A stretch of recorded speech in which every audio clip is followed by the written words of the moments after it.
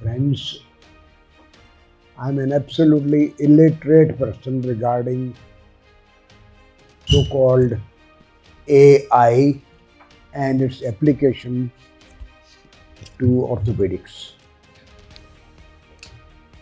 It's certainly fascinating to see the journey of AI in different fields. AI in the air, and look at Pichoi, who created Google's, and I understand even behind so-called hard face of AI,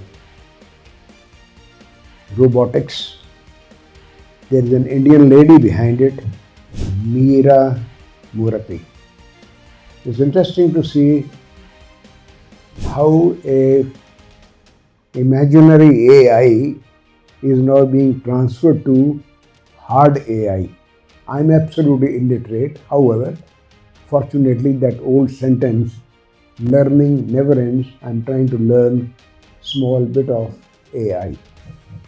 Despite all the advances, I wish all orthopedic surgeons, the present, the future, they are in front of me. I feel humble that I'm standing in a place, I'm standing in an aura about which I do not know anything. But I do feel honored that I have been given this opportunity to be amongst the elitists of orthopedics to be with you. Despite all the facilities, we should never give up your feet on the ground. Despite all advances in AI, robotics and all that, we should never give up our feet on the ground. And if you keep the feet on the ground, let us use these technologies to optimize our performance. Optimize as a human being, optimize as a medical doctor, optimize as an operator.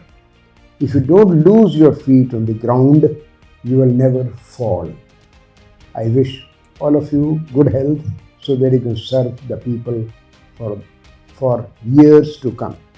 We belong to that generation that all of you have a potential to cross 80s.